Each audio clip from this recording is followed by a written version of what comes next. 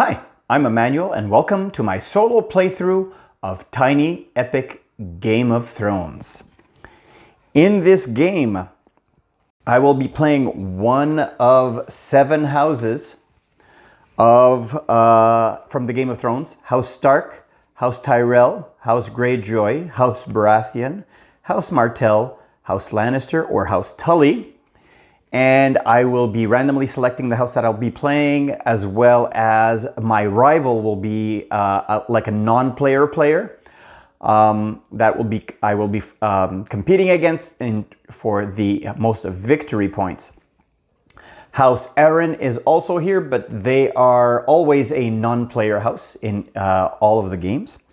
And the way that the game works is that I will have 3 dice. And the rival will have 2 dice. We get to roll dice and we get to find out what actions we do.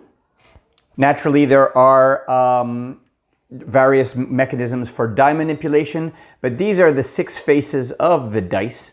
You can pause here to see what each thing does. I'm not going to explain it, but what happens is I pick a die that I want and I'm going to put it on one of these slots here. And that allows me to do this action that's written over here. For example, if I put the die over here, plus the action that is on the die. So for example, the actions don't have to match. So for example, if my die has a recruit action, I can put the die right here. I would do the plot action followed by the recruit action. Once I take an action, then the rival takes an action. Then I take my second action, and then the rival takes their second action, and the round is done.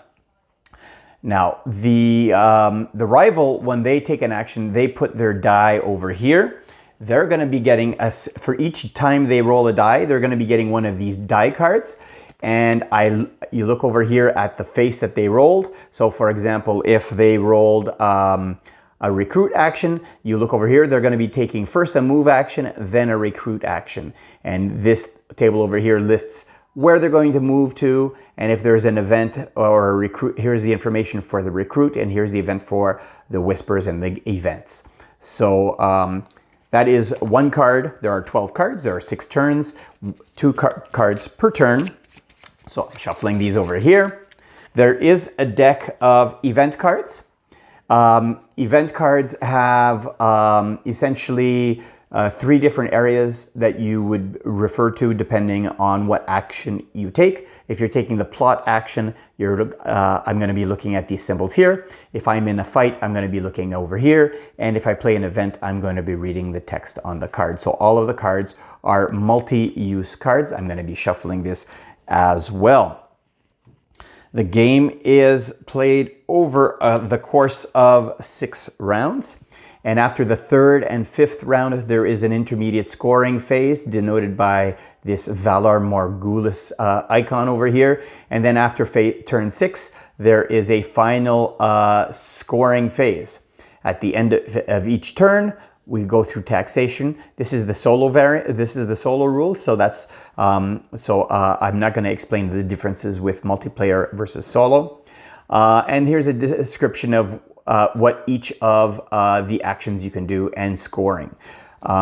So for plotting, information over here. For battling, if you win the battle, you get a victory point. At each of the scoring ones, whoever controls the most castles gets 2 points. Whoever has second place gets 1 point. Everybody gets 2 points on a tie. Each house has also different objectives that they need to meet to get bonus victory points. And for each alliance that you have, you get an additional victory point. Whoever is in last place will also get a Valar Morghulis token that looks like this. Now this Valar Morghulis token, what this does is it gives you 1 bonus point if you initiate a combat. So that's another way, that's a catch-up mechanism that allows the second player to be a little bit more aggressive and get points simply for initiating a combat. When you play solo rules, what's going to happen is I have two of the metal coins over here to the side, and suppose for example, I take this action followed by this action. Well, then I would use these coins for round 2 to cover these actions up. These spots are not going to be available to me in the next round. As the player, as I said, I do get to roll 3 dice, and I pick 2 of the 3 dice for my actions. And each of the houses in the game has a different dice manipulation ability. So for example, House Stark is able to set a die to its recruit phase. House Tyrell is able to set a die to the whisper face. House Greyjoy is the sail face. House Baratheon sets it to the plot face. House Martell can take 2 dice and re-roll them 1 time, so you get a free re-roll with House Martell. House Lannister, you get to set a die to its event face. And House Tully gets to set a die to its march face. If you're an ally with House Aaron, their ability is to pay 1 coin to change a die to any face. So I already have the board set up for the base game. We have King's Landing over here with the little plastic Game of Thrones, which is a Kickstarter bonus item. There is a little wooden token, but I'm putting the little plastic Iron Throne right there. And I have put all of the castles on the game board where the various castles are that you can control. Naturally, whoever has the most points at the end of the game will win. So let's start this here. I'm going to randomly shuffle. There are 1, 2, 3, 4, 5, 6, 7 to choose from. I'm not going to pick the first card because I can see what the first card is. And what I'm going to do is each of these symbols will be 1, 2, 3, 4, 5, and 6. So I'll be picking anywhere between the second and the 7th card. Let's see what I roll. I rolled the Whisper, which would be 1, 2, 3, 4. So I will be playing 1, 2, 3. I will be playing House Tully. Now on the House Tully board, this side of the board is if House Tully is playing as a non-player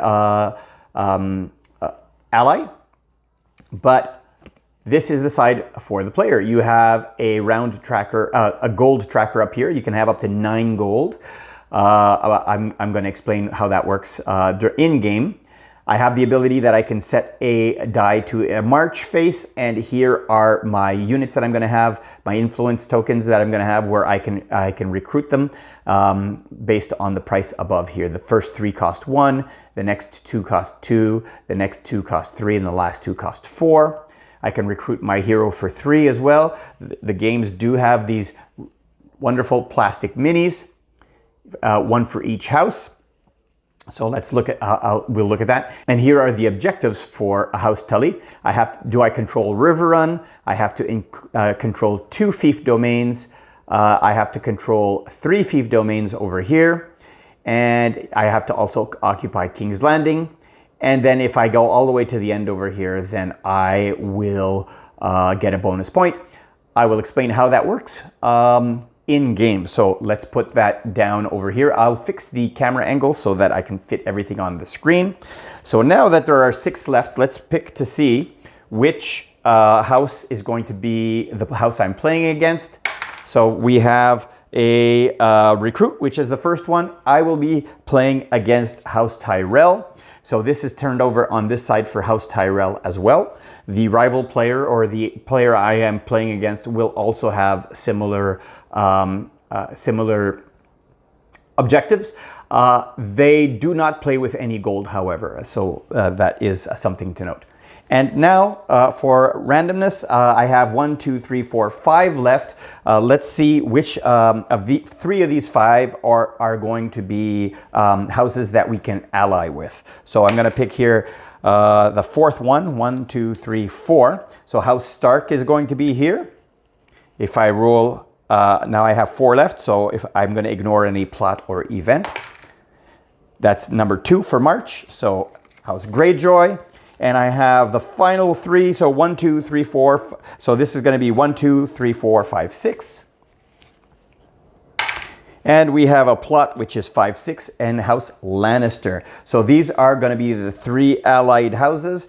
Let me set up the board and I'll come right back. And I'm back. The setup is almost complete. Each of the houses have a nice miniature figure as well as a card. If you get an alliance with the house, you get to put the card in your hand. Except because I have, so House Greyjoy goes over here. And this is the card for House Stark, which will go over here if I get an alliance. Now, House Lannister, normally it's this card up here, but I got a little mini expansion that has Tyrion Lannister as a bonus figure. So what I'm going to do is 1, 2, 3, it's going to be Tyrion. 4, 5, 6, it's going to be Jaime. We're going to use the same method, and I'm going to roll. This is a 4, 5, 6, which is Jaime Lannister. So Jaime Lannister is the card that we're playing with. And here is Jaime Lannister. I will be playing House Tully, so I'm Huster Tully. This goes into my hand as well as, I've already shuffled the cards. Well, I can shuffle them again if you want to see, just to make sure that, you know, that you don't believe that I've baked the, cooked the hand, so to speak, cooked the cards. So I also start with 4 cards, 1, 2, 3, 4, with a hand of 5 cards. Now, for the setup over here, for every castle that Olenna Tyrell over here, my opponent, controls, I put a castle over here. So she controls her home of Highgarden. So I've covered up the 9, so that limits my gold. So the more castles they have, the less gold I get to accumulate. I do start the game with 3 gold, and I also start the game with my castle, which is in Riverrun over here. The allies do not control castles, so that's why if you see House Arryn in the Eyrie over here, they have a castle over here. House Greyjoy is at Pike, Lannister is at Casterly Rock, and House Stark is at Winterfell up in the north over there. Well, we're ready to go. I will kick off the video with tomorrow, and we'll get the game going right away. If you enjoyed this video, don't hesitate to give me a thumbs up. I always appreciate it. Here is a logo you can click to subscribe to my channel. Here is a video from my channel that might be of interest to you, as well as a playlist of playlists of other games as well. Until tomorrow, thanks for watching.